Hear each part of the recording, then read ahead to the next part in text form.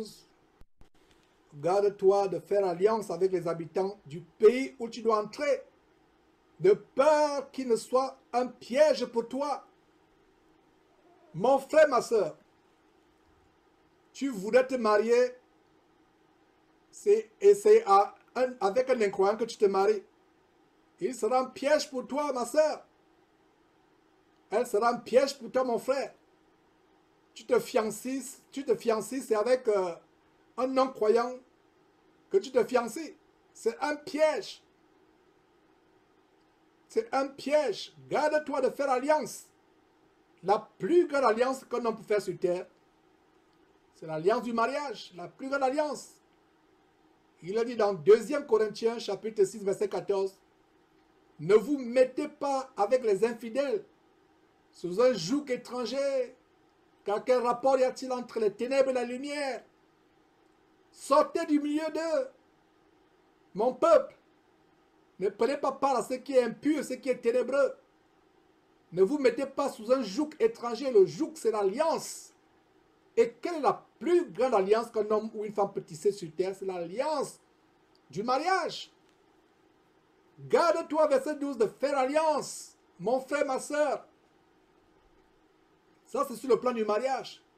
Maintenant, sur le plan des affaires, tu veux faire une entreprise, tu veux faire des affaires, tu te lis avec des incroyants. C'est avec la crise cardiaque que tu te lis. C'est avec les AVC que tu te lis, la crise cardiaque. Garde-toi de faire alliance avec les habitants du pays où tu dois entrer, c'est-à-dire les non-croyants. Les croyants se marient entre eux. Ma prière, mes frères et sœurs, c'est que si j'ai une fille qui veut se marier ou un garçon qui veut se marier, que ce soit avec un croyant ou une croyante, selon qu'il est homme ou femme. Je n'accepterai jamais qu'un incroyant épouse ma fille. Je n'accepterai jamais qu'une incroyante épouse soit l'épouse de mon fils. Je ne l'accepterai jamais. J'enseigne ces choses, je rappelle ces choses à mes enfants, ils comprennent. Je ne pourrai pas accepter.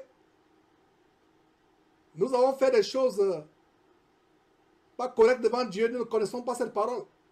Mais nous qui élevons nos enfants, mon frère, ma soeur, si tu voudrais que ta fille se marie, demande à Dieu de te montrer s'il y a parmi les frères et sœurs un garçon quelque part qui craint Dieu, Dieu pourra te le révéler.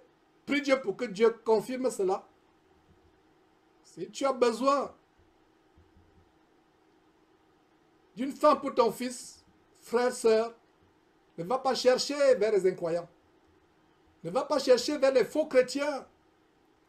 Demande à Dieu de te guider, comme Dieu a guidé le serviteur d'Abraham vers une bonne femme, Rebecca, qui devait être la merveilleuse épouse d'Isaac. Ne permettons jamais à nos enfants d'épouser les incroyants. Pourquoi Ésaü n'avait pas la faveur de son père Isaac? Et pourquoi c'est Jacob qui a... pourquoi Ismaël, pas Ésaü? Pourquoi Ismaël, excusez-moi, n'avait pas la faveur de son père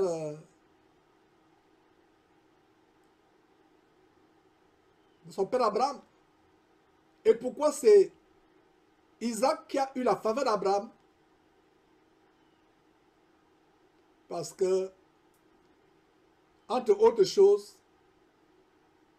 Isaac a eu une femme, celle que son père Abraham lui a donnée, inspirée par Dieu.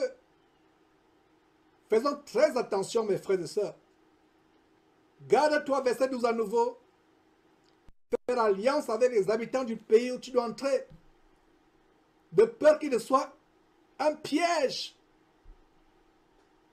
Il y a beaucoup de sœurs que je connais qui n'ont plus que les larmes pour pleurer matin, midi, soir, parce que le mari qu'elles ont épousé, n'étant pas le mari qu'elles ont épousé, n'étant pas encore chrétienne, une fois qu'elles ont donné leur vie à Christ, ce mari est devenu un piège. Mais prie Dieu pour que ce mari puisse être converti. C'est tout ce qui te reste à faire, ma soeur. Il y a des frères en Christ, n'étant pas chrétiens, ont épousé des femmes non chrétiennes. Ils n'étaient pas chrétiens eux-mêmes. Une fois qu'ils sont devenus chrétiens, cette femme devient un véritable piège, une véritable épine dans leur chair. Ce qui reste à faire, c'est prier pour que cette femme puisse changer. Et priez pour qu'elle change. Et pendant que vous priez pour qu'elle change, vous-même soyez un modèle. Parce que ce n'est pas par la parole que vous lui donnerez qu'elle va changer ou qu'il va changer. C'est en voyant votre comportement de douceur, votre comportement paisible, de patience, comment vous avez changé, comment vous comportez avec elle, comment ou avec lui, comment vous l'aimez, comment vous ne vous emportez pas. Voilà comment il ou elle pourra changer selon que vous êtes homme ou femme. Donc, mes frères, très grand verset. Prends garde à ce que je te donne aujourd'hui.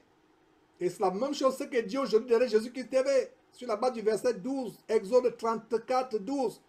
Ne faites pas alliance avec les non-croyants. Ne permettez pas à vos enfants de faire alliance avec les non-croyants. Si vous êtes un chrétien véritable, élevant vos enfants selon la voie de Christ, si votre fille veut se marier, qu'elle se marie dans le Seigneur. Ne permettez pas qu'elle se marie à quelqu'un qui n'est pas dans le corps de Christ. Pire encore qu'il y ait un faux chrétien, parce que les faux chrétiens sont plus dangereux encore que les vrais chrétiens. Que les faux chrétiens, je reprends, les faux chrétiens sont plus dangereux encore que les incroyants. Ne permettez pas à votre fille d'être liée à un non-croyant ou un faux chrétien, parce que les faux chrétiens sont encore pires, 1000 fois pires que les non-croyants. Ne permettez pas à votre garçon de prendre pour femme une non-chrétienne, une non-croyante ou une fausse chrétienne. Vous-même, si vous n'êtes pas marié, homme ou femme, mariez-vous dans le Seigneur. Priez Dieu avec patience, persévérance pour qu'il vous conduise vers la bonne femme chrétienne ou le bon mari chrétien. Sinon, c'est un piège que Satan tend autour de vous. Ce sera la crise cardiaque, les maux de tête. Ce sera la carie dentaire pour vos os. J'espère que le message est bien passé. Le verset 13, Dieu continue à donner de grandes recommandations. Et le verset 13 s'applique aussi dans tous les détails de la vie. Des frères et sœurs en Christ qui font des affaires avec les non-croyants ou avec les faux chrétiens. Ça peut être un piège. Verset 15. À nouveau, garde-toi de faire alliance avec les habitants du pays. Regardez, le verset 12 dit, garde-toi de faire alliance avec les habitants du pays. Le verset 15 reprend, garde-toi de faire alliance avec les habitants du pays. Deux fois. Vous pensez que c'est par hasard que ça revient deux fois, verset 12, verset 15? C'est mauvais de faire alliance pour un chrétien, surtout l'alliance du mariage, avec une chrétienne, pour une chrétienne avec un non-chrétien ou un faux chrétien. Et pour un chrétien de faire alliance avec un non-chrétien ou un faux chrétien.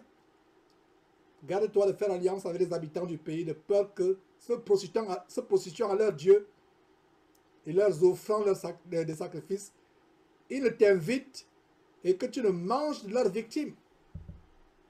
C'est la question qui m'avait toujours été posée. Quand les musulmans, par exemple, égorgent leurs moutons lors de la tabaski, et n'oubliez pas qu'ils font les incantations avant d'égorger ces moutons, lors de la fête des moutons, entre guillemets, leur tabaski, ils font les incantations à leur Dieu Allah, une divinité satanique. Si vous avez mangé leur idole. Vous êtes associé à leur sacrifice abominable. Mais s'il vous invite tous les jours, peut-être c'est l'occasion pour vous d'aller lui prêcher la parole de Dieu. Mais s'il vous invite à une fête spécifique telle que la fête de la Tabaski, vous êtes dans un village au Togo ou au Bénin, dans un village, vous êtes chrétien, et il y a une grande fête de vaudou, et le voisin vous invite à aller manger la chèvre avec le foufou pilé qu'on a préparé, c'est la spécialité semble-t-il au Togo, vous n'irez pas manger, parce que c'est dédié spécifiquement à un carnaval, à une célébration de vaudou. Mais c'est tous les jours simples, il n'y a pas de problème. C'est un moyen pour vous d'aller les évangéliser. Donc faisons attention. Mes frères et sœurs, verset 16. Voilà, c'est ce qu'il est en train de dire.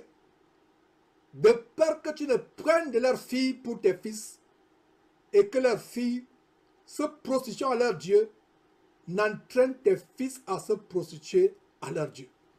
Voilà. Ma plus grande frayeur, c'est savoir que mon fils, en épousant une fausse chrétienne ou une non-chrétienne, l'amène à se détourner de la voie de Christ que je me vertue à lui enseigner.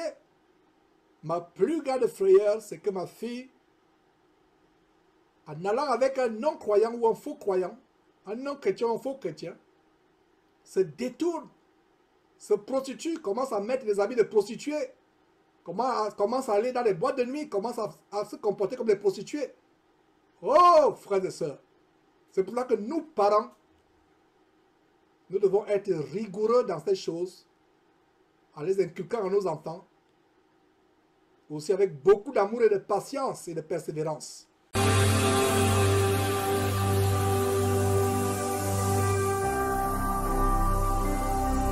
Jésus-Christ TV,